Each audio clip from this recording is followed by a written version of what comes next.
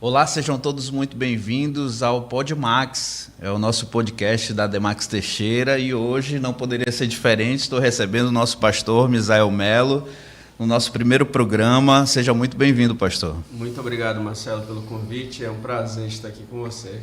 Amém.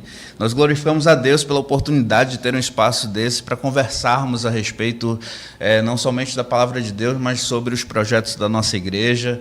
E eu espero que vocês possam compartilhar esses conteúdos que nós vamos começar a desenvolver aqui.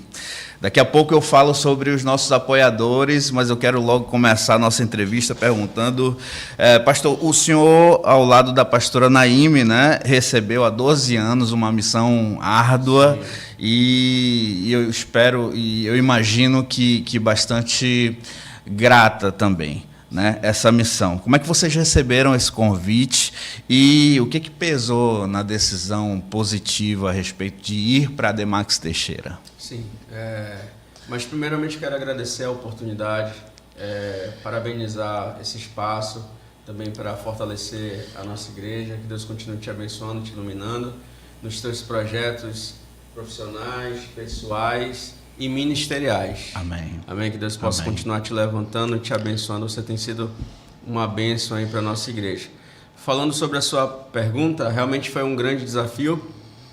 Tinha uma idade ainda pouca, né? 23 anos, realmente foi um desafio ser um pastor de área, ali na Zona Norte de Manaus. Eu sempre estava meio que Zona Sul, né? Tenda da Família, depois fui para Djalma Batista, e nós estávamos com um trabalho muito bom ali na Djalma Batista, com o pastor Kelvin, né? Que hoje dorme com o Senhor, e nós recebemos aquele convite de assumir essa área, que era um outro pastor também com um perfil mais jovem, e tinha que ir para aquele lugar também com um perfil dessa forma. E aí a gente orou a Deus, na época ainda era noivo, hein? Era noivo, então foi realmente um outro desafio também, para ela também.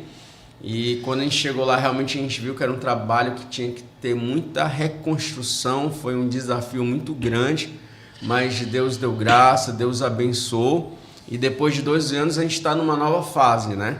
Mas a gente passou por momentos muito difíceis, mas Deus abençoou e nos capacitou. A gente fica muito feliz pelo nosso histórico, né? Porque não foi uma coisa de mão beijada, como a gente costuma ouvir, né? Realmente a gente teve que construir e pagar um preço pelo aquele trabalho. E a gente entende que quando Deus tem um projeto para a nossa vida, Ele envia pessoas para caminhar junto conosco, Ele envia recursos, assim tem sido há 12 anos lá. Né? Deus foi enviando recursos, pessoas de amigos foram começando comigo ali, eu mesmo tirei um pouco ali de algum capital que eu tinha investido para poder me utilizar. Então realmente a gente se doou muito no começo, principalmente nos 2 primeiros anos.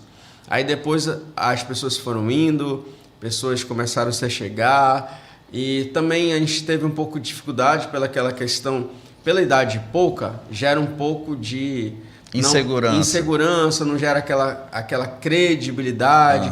Então que hoje, por exemplo, com meus 36 anos, já é diferente, né? Já vê uma coisa mais madura. Então, mas com 20 e pouquinho anos, realmente... Teve uma resistência. Houve uma resistência que teve que ser transpassada. Com muito trabalho, né? Com muito trabalho e provar, né, o seu chamado, até gerar essa confiança no meio das pessoas. A gente está em mudança constante desde lá, né, pastor? Eu queria que o senhor me falasse assim, qual a diferença da igreja hoje, estruturalmente falando, da igreja que o senhor assumiu?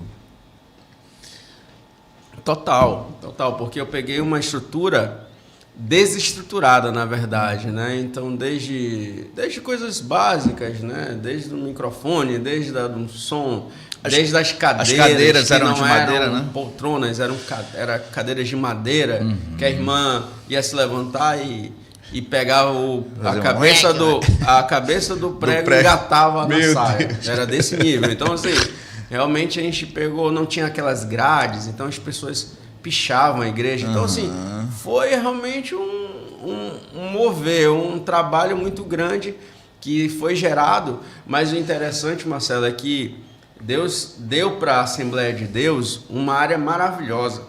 E, na verdade, muito mais do que aquele templo que nós estamos ali, é aquela área perfeito que temos, né? Que em torno de 8 mil metros quadrados. Então, realmente é uma área muito nobre no coração ali da Cidade Nova, na principal via do maior bairro de Manaus. Que o bairro da Cidade Nova é o maior bairro de Manaus, com mais de 300 mil habitantes. Então realmente é uma pedra preciosa aí que estava meio que desvalorizada quando a gente chegou ali pelas a situação que estava passando, né? E a gente teve que reconstruir, agora a gente está numa fase bem diferente, né? Boa. A gente vê aqui que antigamente se via uma grande tenda naquele espaço lá que hoje está sendo construído um novo templo. E eu queria lhe perguntar assim, o senhor há 12 anos conseguiu vislumbrar alguma coisa nesse sentido? Ali vai ser um templo, o Senhor vai levantar algo novo ali. Como é que o senhor viu aquele espaço todo que o senhor tinha para trabalhar? Na verdade, quando eu fui para aquele lugar, também a nossa liderança passou essa visão. Na verdade, eu nem surgiu em mim, mas foi passado. Ó, aqui é um local muito grande nessa parte de trás, aqui do terreno. É necessário ocupar e construir algo. Então, na verdade, essa visão que veio de cima entrou no meu coração e eu sempre fui gerando aquilo ali. Meu Deus, a gente precisa realmente ocupar. E como você muito bem disse, né? Havia uma tenda, só que a tenda estava já numa situação também de deteriorização e já estava numa situação complicada. Perigosa para cair ali. E tipo, era aquilo. Um investimento que eu teria que fazer também seria um investimento alto. Talvez esse investimento alto numa tenda não seria muito bom. Era melhor talvez já esse investimento já numa estrutura realmente para o futuro. Mais robusta, né? Uma estrutura saindo de tenda e para uma alvenaria mesmo. Né? Uma estrutura metálica, do jeito que nós estamos fazendo ali. Então, realmente foi essa a ideia, para a gente não investir em algo que já estava ali para baixo, e fazer algo realmente que seria algo para o futuro, para aquela igreja, para aquela região. Isso pode nos ensinar também saber esperar. Sim, né, tive que esperar. Eu imagino que o seu coração de 23 anos, ansioso, um jovem ansioso para as coisas acontecerem, o senhor teve que esperar o momento certo. Ou seja, eu tive que esperar 10 anos. A espera para o início foi 10 anos, porque se eu estou há 12, nós iniciamos há 2. Então, nós iniciamos com uma década ali de trabalho, de gerando confiança, de consolidação, de entrar com projetos em prefeitura, aquele burocracia, falar com pessoas. E aí tudo é um processo, realmente, tudo é um processo, mas Deus tem dado graças, Deus tem sido maravilhoso, Deus tem enviado pessoas para abençoar, Deus tem movimentado os recursos necessários, né? Deus, Ele envia a provisão quando a gente está debaixo de um propósito e de um chamado de Deus. Amém. A gente tem um projeto que são os envelopes especiais para que tanto os membros quanto os nossos amigos e familiares que ainda não congregam conosco têm recebido esse desafio também, né, pastor? Sim, esses envelopes têm ajudado muito porque é algo que é direcionado ali para a obra, né? Existem todas as outras contribuições, mas também, indiretamente também e diretamente elas também alcançam a obra, mas os envelopes eles são um pouquinho mais especiais porque eles conseguem ser direcionados integralmente ali, direcionadas para a obra, para a nossa construção. Amém. 2024 já se iniciou, graças a Deus, e esse é um ano de muitas decisões. Eu tenho repetido, pastor, que esse é o nosso ano, é o ano de a gente avançar, de colher o que a gente tem plantado, e o nosso desafio ainda esse ano começar a cultuar no novo tempo. Sim, né? E é um grande desafio, né? Como é que está essa obra nós estamos hoje? Começando a cobrir, né? Porque aquela parte estrutural já foi feita de tesouros, mas agora a gente está começando a colocar as terças e começando a colocar as telhas também. E tem toda uma outra questão, porque realmente é uma obra complexa. Como é um vão livre, é um pouco mais complexo esse tipo de obra. Então ele não anda tão rápido assim, porque tem uma questão de segurança. Então, o projeto, o que nós temos profetizado é para esse ano começar os cultos, ou seja, a gente tem que avançar demais. Mas a gente ainda está no começo do ano, né? Nós estamos falando de 11 de janeiro hoje, e eu creio que pelo menos até dia 11 de dezembro a gente já está nesse nível de começar os cultos lá. Então, mais uma estrutura não super acabada, mas uma estrutura minimamente estrutural para a gente poder iniciar esse trabalho. Que tem um né? mínimo de conforto, segurança. De segurança. Na verdade, segurança vai ter, né? Por exemplo, o que a gente está fazendo é uma boa estrutura. Segurança vai ter. Perfeito. Mas é uma questão de acabamento e talvez mais é de conforto. Porque eu acredito que até o final a gente ainda não vai estar nesse nível de cadeiras, de um super piso, de ar-condicionado. Então, pelo menos a gente vai poder estar dentro. Perfeito. Eu acredito que mais pro ano que vem que a gente já começa a vislumbrar algo com um pouco mais de conforto ali. Mas é assim, o povo gosta de desafio. A obra de Deus sempre foi desafiadora, né? E dentro da Assembleia de Deus também o histórico é assim, né? Sempre começou de pouco e Deus foi dando vitória ao longo do tempo. Diante dos desafios, a igreja se moveu e Deus foi à frente. Sempre foi assim, sempre foi assim. Enquanto né? a gente está conversando, quem está nos assistindo está também acompanhando aí as fotos, algumas imagens do templo. E eu queria lhe perguntar assim, qual é o próximo desafio, né? Nós estamos agora na fase de cobertura, né? Então o desafio é terminar essa cobertura, porque a gente está meio que engateando ainda, cobrindo com as telhas. Então são 11 vãos, né, de 6 metros. As telhas de 12? São 12 telhas de 6 a 7 metros. Ah, perfeito. Né? Então são muitas, né?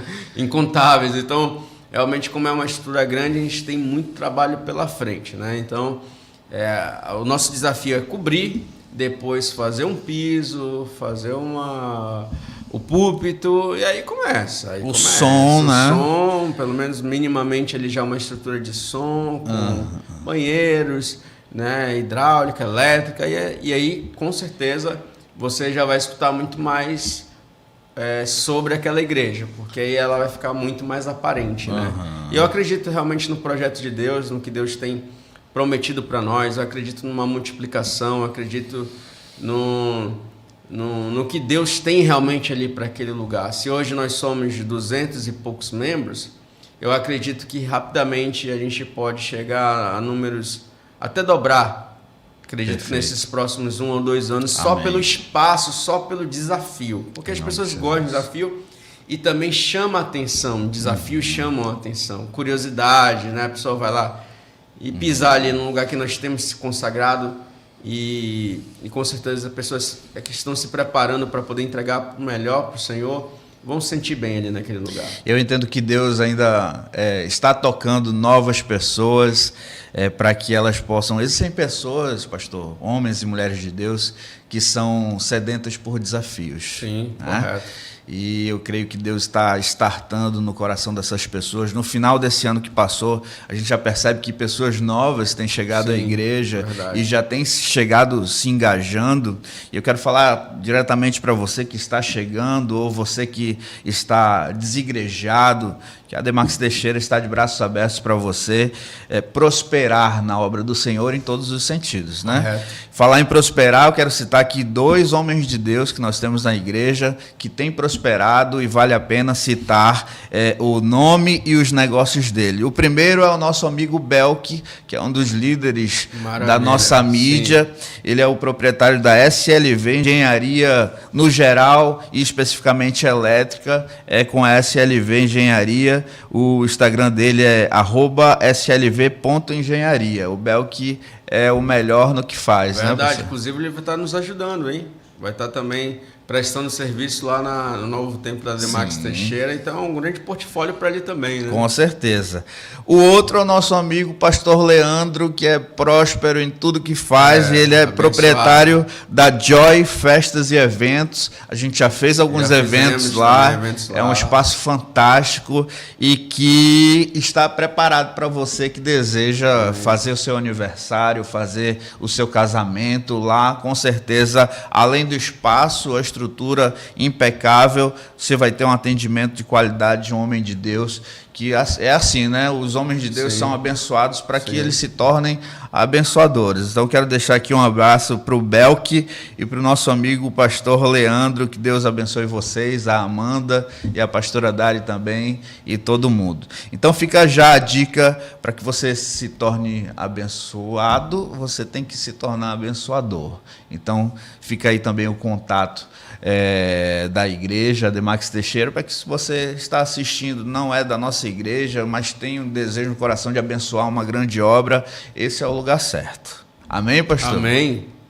Então, assim, nós iniciamos no último domingo a primeira aula da Escola Bíblica Dominical, a EBD. Né? Eu queria que o senhor comentasse esse início de trabalhos e a importância de uma escola bíblica para a saúde espiritual da igreja. Eu costumo falar que a Escola Bíblica Dominical é a maior escola, né? Porque tu inicia, mas não tem dia para acabar, né? Então, quanto mais você aprende, mais você quer aprender. Sim, a gente tem pessoas na nossa igreja, na Assembleia de Deus, que estão numa escola bíblica dominical há 40 anos, 50 anos. Né? Então não existe uma escola que você entra e você fica tanto tempo assim, né? Um curso de graduação, 4, 5, 6 anos. Então tem um dia para começar, mas não tem um dia para terminar. Então o interessante da escola bíblica é que são estudos trabalhados, estudados, pessoas vocacionadas, né, para o ensino, que eles realmente fazem algo com muita qualidade. E esse trimestre agora, não sei se o pessoal consegue ver aí, Jó, Provérbios, Eclesiastes e Cântico dos Cânticos. Mostra ali. Né? Então, Jó, Provérbios, Eclesiastes, Cântico dos Cânticos vão ser estudados agora no próximo trimestre. Trimestre, correto. Então, perfeito. Estudos bem colocados. Realmente a nossa revista de Escola Bíblica Dominical ela é muito bem feita. Inclusive, até puxando uma sardinha aqui, uma das escritoras da revista da Escola Bíblica Infantil é a minha mãe. Pastora Vânia. Ela é uma das escritoras. E às vezes eu falo com ela, ela está meia-noite debruçando, fazendo para de 5 a 7 anos. Aí ela fez Jó, fez Provérbios. Então imagina, ela tem que ter uma criatividade para pensar como é que eu vou passar esse estudo para uma criança, né? Então olha só como é interessante. Então a gente tem para várias faixas etárias e tem para adolescentes, para os jovens, para os adultos, né? Essa lição aqui que eu estou trazendo em mãos. Maravilha. É das 8 às 10. 8 às 10. Todo correto. domingo. Todos os domingos, Escola Bíblica Dominical. É só chegar. Aí você adquire lá mesmo a sua revistinha. Lá mesmo a gente pode estar encomendando para quem não tem. Normalmente o superintendente da Escola Bíblica faz os pedidos no começo de cada trimestre, mediante aos alunos que normalmente já temos. Ele faz esse pedido, vão entregar lá e a gente faz a distribuição. Então, para quem chega no meio da caminhada, a gente encomenda outros, né? E aí a pessoa, mas ela não fica sem revista. Maravilha. Aproveitar e mandar um abraço aqui para os nossos superintendentes, tá? Sim, que é o pastor Nelson e a pastora Rosângela, que está sempre ali ao seu lado. Né? Maravilha. Que Deus abençoe e prospere cada vez mais o ministério deles. Amém. Né?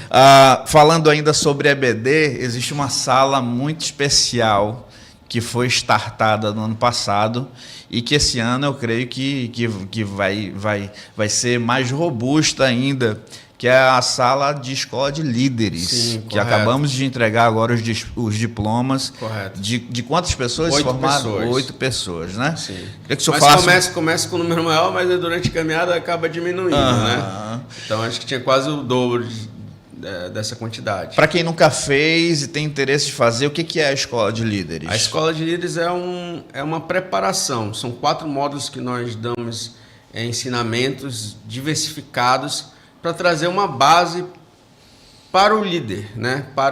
Para aquele que vai ser o futuro da igreja. Aquele que quer botar a mão no arado. Mão né? no arado, mão na massa para começar. Então, assim, nós temos um curso que é o Ibadan, que é um pouco mais qualificado, e depois só a teologia mesmo dentro da nossa própria Faculdade Boas Novas, que nós disponibilizamos, inclusive eu faço né, esse curso de Ciências Teológicas, estou indo agora para o 5º período, mas dentro da nossa visão de igreja, de eclésia ali, nós temos esse curso que é muito interessante, que é a Escola de Líderes, que vai dar um gabarito para você começar a cuidar de vidas. Cuidar de vidas e mesmo se não é algo específico como cuidar de uma ovelha, mas já te dá um gabarito para você fazer e desempenhar um cargo de liderança, vamos dizer, para você ter um pouquinho mais de ferramentas. Você né, entende um pouquinho mais sobre a estrutura organizacional da igreja, onde você pode se encaixar? Também, né? também. Como são em torno de 7, 8 meses, dependendo do nível ali de lições que nós vamos entregando, pode até durar 9 meses uma escola de líderes. Então tem um tempo bom, hábil, que você vai entendendo um pouco mais a visão da nossa igreja, Assembleia de Deus, porque nós somos a Assembleia de Deus, né? É a AD Max Teixeira, esse AD de Assembleia de Deus, né? Então nós somos a EADAM, uma igreja centenária. Inclusive eu estava até trouxe até para você ver uma Bíblia aqui do nosso centenário. Maravilha. Que você que não está vendo. Isso, dos 100 anos. Hoje Linda. nós temos 106 anos, né? 1º de janeiro de 1918, ali na Duque de Caxias, a nossa igreja iniciou. No Amazonas, né? No Amazonas, através do missionário Samuel Nistron, né? Perfeito. Então, a nossa história é uma história muito bonita que foi desenrolando pelo interior, por cada local. Onde você vai aí no Amazonas tem uma Assembleia de Deus, tem uma vermelhinha que a gente costuma falar, né? Quero até mandar um abraço também para o nosso pastor presidente, pastor Jonathan Câmara, que sempre nos apoia, nos abençoa ali também totalmente ciente do que nós estamos fazendo ali, desse novo projeto também. Então a gente agradece a Deus também por todo esse apoio espiritual. Que nos dá liberdade e intercede também. Sim, claro.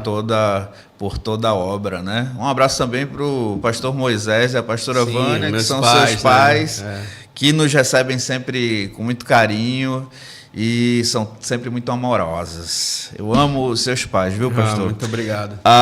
Nós estamos nos aproximando aí de um momento muito especial também, que é o batismo nas águas na nossa igreja, né? Eu queria que o senhor falasse um pouquinho sobre a importância do batismo e como é que está sendo preparado esse batismo. Sim, o batismo é algo importantíssimo, né? É algo fundamental para aquela pessoa que está chegando na igreja, que quer ser membro, né? Isso faz parte de qualquer cristão, entende a importância do batismo. O batismo foi algo que o próprio Jesus fez, né? Através da pessoa de João Batista, né? Se submeteu um homem para ser batizado. Isso é algo... Isso é lindo, né? É incrível, né? Realmente, por isso que João Batista recusou. Tu que deverias me batizar, não sou digno. Como é que eu vou lhe batizar? Mas ele se submete ao homem, né? E faz aquele batismo nas águas. Tem um simbolismo grandioso. E aquele batismo, você vê a descida do Espírito Santo sobre Jesus, né? Então, assim, você que é novo na fé, você que decidiu realmente Jesus, você tem que passar por esse ritual que é o batismo nas águas. Que aí você está mortificando o seu velho homem, nascendo um novo homem em Cristo Jesus. E a gente vai fazer agora no dia 28 esse batismo pela manhã, em uma casa de um dos nossos líderes lá. Mas é o que a gente tem profetizado também, que esse problema de ir para cá, para lá, para a gente fazer esse batismo, eu creio que também um dia vai acabar, que o intuito é, nesse novo templo, fazer um tanque batismal. Maravilha! E aí, eu até dei um spoiler na terça-feira agora, Marcelo, assim, algo que Deus coloca no meu coração, é a igreja ela ser arrojada mesmo. De nós termos... Vai estar gravado aí, né? Vai, claro. Então, onde a gente pode puxar vai resgatar esse trecho. Isso que a gente está colocando como um sonho, profetizando aqui. Nosso sonho, Marcelo, é que, como é todo primeiro domingo, a Santa Ceia, porque depois do batismo você pode fazer parte da Santa Ceia. Porque é isso também, né? Sim. Você não pode fazer parte da Santa Ceia sem ser batizado. Então, tem essa importância a mais ainda. Então, o nosso intuito é todo primeiro domingo de cada mês, lá nesse novo templo, ter batismo em águas. Batismo nas águas. Então, imagina 12 batismos 12 batismos no ano. Seria algo maravilhoso, né? E será algo estupendo. Então, imagina, você acaba de ser batizado no início do culto, e até o final do culto você está fazendo parte do pão e do vinho. Já sei, né? Eu me emociono, pastor, porque a gente já participou no tempo que a gente estava em Fortaleza, eu e minha esposa, nós congregávamos na Comunidade das Nações, e lá eu vivi isso. Legal, né, de a gente direcionar discípulos para o batismo no início do culto e no final já ter a Santa Ceia e creiam, é um culto diferenciado, né? É um culto não diferenciado. É algo normal, Não é normal. Se Maravilha. hoje, como é hoje, a Santa Ceia é um culto especial, Já não um é culto normal. especial, Imagina com pessoas indo às águas. indo às águas no púlpito, dentro da igreja, a igreja lotada, o louvor, Meu rasgando Deus, os céus. Esse é o sonho. Esse fico, é o sonho para o futuro, né? Eu fico Esse é o sonho. bastante esperançoso. E aí chegue logo. Eu sonho assim, ainda um coral, uma orquestra, algo parecido como no céu. No céu. Porque eu acredito que lá no céu vai ser isso, vai ser um lindo coral, anjos cantando e tocando. Então a gente tem que antecipar um pouco daquilo que a gente vai viver. Trazer né? os céus para a terra, Correto. né? Que venha a cultura dos céus sobre a nossa vida, sobre a nossa igreja. Falando em cultura do céu, a gente sabe que Israel é a nação escolhida pelo Senhor, e bendito é aquele que ora pela paz em Israel. E a gente tem acompanhado, pastor, com bastante apreensão o que tem acontecido lá em Israel, na Terra Santa, em relação ao conflito com o grupo terrorista Hamas, né? Sim. Gostaria que o senhor comentasse como é que o senhor está vendo isso, politicamente falando e espiritualmente, principalmente. Correto. Bom, isso a gente, realmente, nosso coração fica apertado, né? Quando a gente vê um ataque desse que foi cometido aí pelo grupo terrorista Hamas, né? Tantas vidas sendo ceifadas, famílias.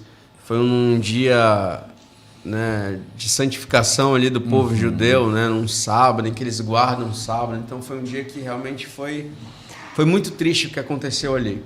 E a gente vê o que a palavra diz, né? Que a gente tem que orar pelo aquele lugar, pela prosperidade de Israel, pela paz de Israel. Então, eu acredito que isso serve para a igreja alertar ainda mais que nós possamos continuar a interceder por Israel. Israel eu vejo assim como um grande relógio espiritual de Deus, né? Tudo que você vê em relação à volta de Cristo tem a ver com Israel. Se cumpre lá, Se cumpre lá, né? Tem Então, assim, você que está vendo esse podcast através aqui do nosso irmão Marcelo, do seu canal, do seu podcast, também da nossa igreja, vai né? estar também vai no nosso fazer parte YouTube. da nossa igreja, né? Entenda, tem esse sonho de ir para aquele lugar. Né? Às vezes a gente fica apreensível, né? Porque é um local em que pessoas estão olhando, mirando sobre aquele lugar, mas ao mesmo tempo queira estar ali, porque foi um local onde o nosso Deus escolheu para o seu filho vir a nascer, né? Escolheu aquela nação. Então, realmente, aquela nação é uma nação diferenciada. Eu já tive a oportunidade de ir lá na tumba. O que mais lhe chamou a atenção lá? Porque, assim, você mergulha na história, né? É como se você estivesse caminhando sobre as páginas da Bíblia, né? Sim, é algo incrível. Assim, chamou muita atenção o local onde foi colocado o corpo de Jesus, né? Onde possivelmente estava ali a pedra, que ela foi rolada, o anjo ali avisando a Maria, aquela cena ali, né? Um local também muito emblemático é o próprio Monte Gólgota, que é onde Jesus foi crucificado, que é um local de muito destaque em Jerusalém, ali naquelas redondezas, muito destaque. Ou seja, é um local realmente de humilhação. Então, de que todo lugar da cidade assim, dava para ver. Uma boa parte das pessoas, né, conseguem enxergar. Ou seja, era um local de humilhação. Então Jesus realmente ele foi colocado numa situação de humilhação mesmo. E também o Jardim Getsemane é de arrepiar. Jardim Getsemane, onde Jesus chorou, Judas beija, né? Os soldados prendem Pedro enfurecido, né? Então realmente Mar da Galileia também. Mar da Galileia. Foi no Jordão? Fui no Jordão, fui batizado ali. Maravilha. Simbolicamente também, né? Pelo nosso pastor Jonatas. Então, realmente, é um local... Fui em Belém, do seu nascimento, Estrebaria, o local onde Jesus veio a nascer, que hoje é da Palestina. Né? Não é um local que pertence a Israel, é um local já parte da Palestina, ali, né? Cisjordânia. E tem essa outra parte aqui que é a Gaza, onde tem aquela confusão terrível onde aconteceu ali a invasão, né, do Hamas e tudo mais. A gente acompanha com tristeza também o posicionamento do governo brasileiro atual, que está se juntando aí com alguns governos da África para pressionar e junto ao Tribunal de Haia contra o governo de Israel. Mas Israel, né? Ele está se defendendo, né? Ele tem que fazer isso mesmo porque ele é atacado 24 horas, né? É porque às vezes a mídia ela não propaga essas notícias, mas aquele sistema lá, o Iron Dome lá, ele tá é direto, é o ano todo. O domo de ferro, né? O domo de ferro pode ser que o Estado de Israel não esteja declarando guerra, como declarou agora, mas ele sempre está sendo atacado. Sim. E na cartilha do próprio Hamas, tanto que essa questão, como na própria pergunta, por isso que é espiritual, a cartilha diz que é extermínio do povo de Israel. O objetivo deles é esse, né? Então não é território, é exterminar aquele povo.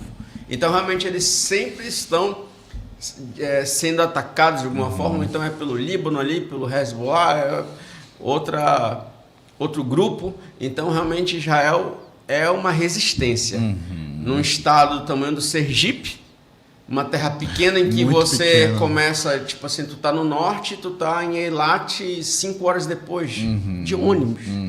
Do meio que, ali de uma boa parte do país, no alto do país, pro sul você tá em 5, 6 horas, tu já tá no sul do país. Então, é um negócio pequeno, uma terra de 20 mil metros quadrados, se eu não me engano. Eu não me recordo agora qual é o tamanho correto da faixa de Gaza, por exemplo, mas eu me lembro que a largura dela é como se fosse a largura de Manaus. Sim. De tão estreito que é. Né? É uma área tão pequena que causa tanto conflito há tanto tempo. E o diabo tenta exterminar o povo de Deus há tanto tempo, mas ele se levanta para cair. É uma briga espiritual, por isso que é importante realmente estar em oração. Mas é aquilo, né? Não se meta com Israel, porque é Deus que guarda aquele lugar. Então, assim, as pessoas, os povos vão tentar se levantar, mas é bíblico, né? Como nós estamos falando aqui, que vai ter nações vão se levantar e ali vai ter, no Vale do Armagedon, vai ter a grande batalha final e Deus vai descer. Porque ali, realmente, nem o exército vai conseguir mais segurar. Vai ter que vir algo sobrenatural. E realmente é o que vai acontecer. Na Bíblia diz que Deus vai descer dos céus com uma espada desembainhada e vai dizimar os exércitos contra Israel. Então, eu quero dar um spoiler aqui, que no nosso próximo programa, pastor, estará presente aqui o pastor Afrânio Leonel. E esse vai ser um dos temas que nós vamos tratar sobre o final dos tempos, né? Sim. Como, inclusive, ele desenvolveu um seminário há algum tempo na nossa própria EBD sobre isso, sobre em que momento nós estamos e o que nós podemos esperar. E esse é um dos assuntos que eu vou tratar aqui com ele, vai ser maravilhoso. Inclusive, poxa, que bacana. Inclusive, sobre a questão de Israel que você está falando, e esse ataque que aconteceu, foi muito prejudicado a gente. Eu mesmo fui prejudicado. Você estava... Eu ia. Viagem marcada. Marcada, tudo certo. Meu Deus. Agora para dezembro. E a gente foi prejudicado, foi cancelado os pacotes. A nossa igreja fechado com 140 pessoas. Assembleia de Deus, né? 2 ônibus. A caravana do pastor Jonas, da Boas Novas, da Assembleia de Deus, foi toda prejudicada, a gente teve que adiar, né? Então, meio que tempo indeterminado, até porque a guerra também é tempo indeterminado. Então, nos prejudicou e a gente estava muito ansioso, assim, para estar lá. No caso, a minha segunda vez, da minha esposa a primeira. É um sonho dela, então realmente mexeu ali as coisas. Amém. De repente foi adiado para que eu pudesse ir junto nessa próxima também. Sim, pode ser. Eu creio. Mas uma coisa eu desejo aprendo muito. Que tudo coopera. Tudo coopera para o bem daqueles que amam a Deus. Então, assim, a gente não deve se frustrar. Mesmo algo que você se programa, que você faz, se não aconteceu, Está no Deus controle está de no Deus, controle. está no controle dele. Nada foge do controle de Nada. Deus. Né? Ainda que a gente pense que é um cenário negativo. O cenário justamente. negativo trabalha para o bem daqueles que amam a Deus e está Corretíssimo. sempre no controle do Senhor. Falando em cenário negativo, falando em controle de Deus, 2024 é um daqueles anos onde a gente define o futuro da nossa nação através, esse ano, das eleições municipais. Queria que o senhor comentasse como é que o senhor vê esse processo, como é que o senhor orienta as suas ovelhas e como esse processo, como um evangélico pode se portar diante de um processo eleitoral. Isso é interessante falar sobre isso, porque a nossa igreja ela é um pouco pioneira nisso, né? Dentro dessa questão política. Nós temos o DEPADAN, nós temos um departamento da igreja que trata sobre política e nós temos missionários parlamentares, membros da nossa igreja que se colocam à disposição, né? E a gente apoia essas pessoas indicadas, eles são eleitos, então se tornam nossos representantes, né? Da nossa igreja, mas também do nosso nicho evangélico e cristão. Porque o Brasil, 90% dos brasileiros são cristãos, né? Boa parte católica, maior parte católica, mas em torno de 35% evangélicos, né? Evangélicos, então, assim, é um número muito grande, porque se trata de mais de 200 milhões de habitantes, 220 milhões de habitantes, bota 35%. A gente está falando aí de mais de 60 milhões de evangélicos e de assembleianos, mais de 20 milhões. Que precisam ter a sua voz, precisam ser representados nos parlamentos. Assim, eu sou uma pessoa, um apoiador da gente poder entrar nessa seara política, porque eu acredito na questão de ocupar espaços. Se a gente não ocupa, alguém vai ocupar. É como se fosse essa garrafa d'água aqui. Ela está vazia aqui. Se eu não colocar água, alguém vai colocar. Então, ocupação de espaço. Então, nós devemos ocupar os nossos espaços. Não estou falando de usar púlpito para ser palanque político, não é isso. Mas a gente tem que apoiar e ter um projeto de colocar pessoas nessas cadeiras que são fundamentais, porque nós temos as nossas bandeiras. E lá no parlamento votam-se e são feitas leis que vão interferir diretamente naquilo que a gente prega à luz da palavra de Deus, né? No que consta a vida, a liberdade religiosa e por aí Eu costumo dizer que tão importante quanto nós levantarmos e defendermos as nossas bandeiras é também vetar e impedir que bandeiras do inimigo sejam instituídas. Correto. Né? Principalmente em relação às nossas crianças. Como uma grande barreira, né? Para impedir tudo isso aí que vem contra. Verdade. Justamente.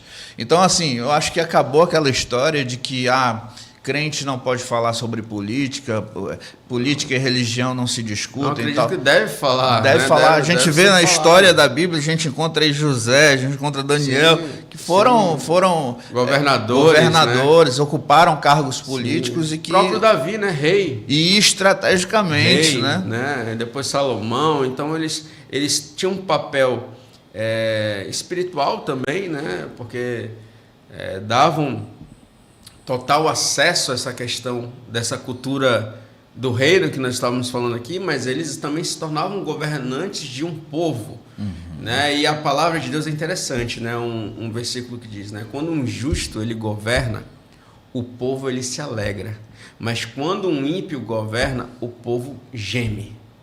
Então tem muito a ver com isso, né? Um ímpio, uma pessoa que não tem as mesmas a mesma cultura de fé que você, querendo ou não, ele vai interferir de alguma forma na sua vida.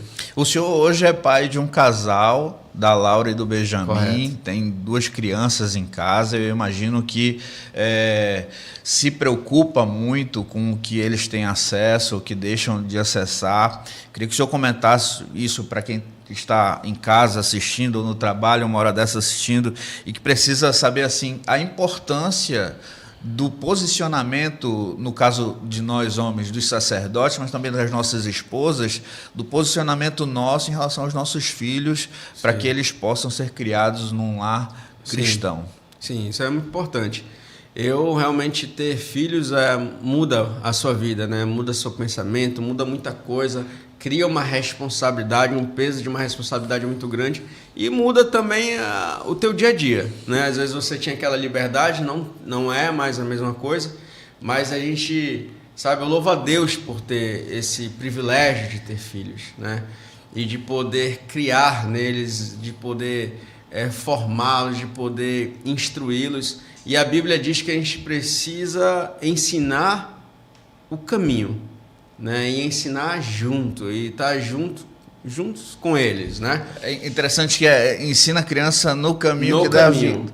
Não é o caminho que deve, não é apontar o caminho, é estar no caminho. Não junto é apontar, com é estar elas. junto com eles. Então, assim, eu aprendi uma coisa, Marcelo, importante, que a gente não deve delegar nossas responsabilidades. Terceirizar. Mesmo eu como pastor, ainda mais eu preciso assumir a minha posição de pai e de pastor também. Então eu acredito que na vida do Benjamin e da Laura há duas funções, pai e pastor ainda, né? Então, assim, além de eu poder educá-los, eu tenho que instruir a Bíblia, a luz da palavra, para eles poderem ter fundamentos para a vida deles. Então, assim, eu sei que mais na frente eles vão ter que tomar decisões e escolhas, mas eu acredito que esses fundamentos que a gente vai implementando e fundamentando vai fazer com que eles tomem as decisões corretas. Outra coisa importante é essa questão da liberdade que a gente dá para eles. Então, hoje, realmente, você precisa trabalhar isso. Os filhos, eles não podem ter muita liberdade, vamos dizer, ainda mais no mundo como hoje. Porque, infelizmente, hoje existe uma mídia muito ruim, negativa, que vão doutrinar para um caminho terrível os seus filhos se você dá muita liberdade, principalmente se você dá um tablet na mão deles, principalmente se der um celular, deixar acesso em YouTube, essas coisas, você precisa ter muito cuidado. Ou seja, eu evito eles estarem nesse mundo digital, entendeu? Então, lá em casa, o que a gente tenta fazer é tentar tirar o máximo do digital, que não dá para tirar totalmente, porque hoje a gente vive no mundo digital, mas se você puder tirar o máximo desse digital e viver mais na vida real, melhor. Ensinando, estudando, botando atividades, quanto mais a gente faz isso, eu me sinto mais tranquilo, porque eu sei que eu consigo ter um pouco mais de controle. Perfeito. Então, por exemplo, o Benjamin tem as atividades de futebol, de natação, a Laura também, a gente tem um momento da gente ler a palavra. Por exemplo, agora nesse Natal a gente fez um estudo bem legal de umas portas educativas que a minha esposa mesmo bolou. Aí é legal quando tem na igreja um espaço para isso. Perfeito, ia tocar nesse assunto. Isso, aí nesse espaço da igreja vai complementar isso que você está já fazendo em casa. Então, aquilo que eu estava falando, a gente não pode terceirizar. E nem terceirizar para a igreja também. Sim, então eu vejo que essa questão da igreja é um complemento. Quem deve educar e doutrinar biblicamente é o pai e a mãe. E um pastor, ele vai complementar. Uma professora, a tia lá do departamento infantil, ela vai complementar. Até porque se você for olhar para uma questão de horas, de carga horária, é muito pouco. Então elas ficam mais em casa, né? E a escola também tem um pouquinho mais. Então não terceirizar para um professor de uma escola, nem um pastor. Então é você que tem que estar dando esses fundamentos bíblicos. E igreja em um departamento infantil é para complementar essa base. Amém, amém. E a gente tem acompanhado o crescimento do nosso departamento infantil, com a nossa pastora Naime à frente, né, que tem desenvolvido atividades educativas. Não é só subiu, brincou, tarará. Tem atividades educativas em relação à Bíblia, e que isso é muito importante, o tempo que eles passam ali. Inclusive, a gente está com um projeto aí de pavimentar melhorar o piso das salas. A gente tem esse intuito de melhorar a estrutura, né? Por exemplo, nesse novo tempo também já está pensando nisso aí também. A gente quer dar uma boa qualidade para as crianças, uma boa qualidade estrutural e educacional. Perfeito. Né? A nossa igreja ela se preocupa com isso. A gente também pode usar também, por exemplo, as lições da escola bíblica dominical focadas para as crianças, a gente pode também utilizar aqueles estudos, aqueles temas para aplicar também em algum outro horário de culto também, porque é um material muito bom, que vai ter Daniel, vai ter sobre José, as histórias bíblicas. Então, eu fico feliz quando eu chego em casa e a Laura e o Benjamin, por exemplo, eles chegam com uma história que eles aprenderam no departamento infantil, ou seja, não estão apenas passando o tempo, eles estão aprendendo ali naquele lugar. Perfeito. E fica a dica para você que está nos assistindo, a partir desse domingo nós teremos lá na saída do culto, no nosso templo, a venda de bolos, de salgados, enfim, para arrecadar o dinheiro que nós queremos colocar ali, um piso vinílico lindo ali para as nossas crianças brincarem com mais conforto, com mais segurança, né, pastor? Sim, só que é aquilo, né? A gente está construindo um novo templo, aí tem que... Então, assim, são várias demandas, é por isso que a gente, às vezes, tem que acabar tendo algum tipo de complementação para poder levantar um recurso extra, né? Perfeito. O senhor citou que está no 5º período de teologia, está se formando, já era pastor, mas teve a consciência e a inteligência de, não, eu preciso sentar na cadeira acadêmica para aprender mais e mais, porque o senhor, querendo ou não, tem uma grande responsabilidade, que é alimentar espiritualmente toda uma congregação. Como é que tem sido essa sua experiência? Tem sido maravilhoso. E diga-se de passagem, ao lado da sua esposa, né? Correto. Os dois estudando juntos. Essa questão foi interessante porque eu faço lá na Faculdade de Boas Novas da nossa igreja, né? Ciências Teológicas, e eu já cursei alguns anos atrás, né? E quase formei. Eu cheguei ali em torno do 6º período, só que eu tranquei por alguns motivos pessoais, certo, que eu me arrependo, né? Aconselho ninguém a ficar trancando o curso, você tem que finalizar aquilo que você começa. Inicia. Mas o que me deixa, o que me acalenta é porque eu voltei para fazer esse mesmo curso, só que eu não voltei só para finalizar o que eu tinha deixado para trás. Eu comecei do início, desde o 1º período, por causa da minha esposa, porque agora eu quis vir mais forte, eu quis, tipo assim, dar o troco e... Não vou somente voltar, eu vou voltar e com mais um.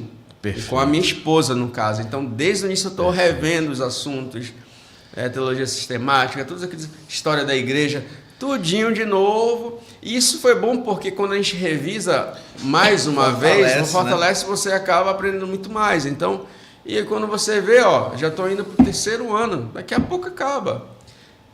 Ano que vem acaba. Perfeito. Por incrível que pareça. Então, o tempo ele passa rápido. Então, que seja você realmente aprendendo, evoluindo, né?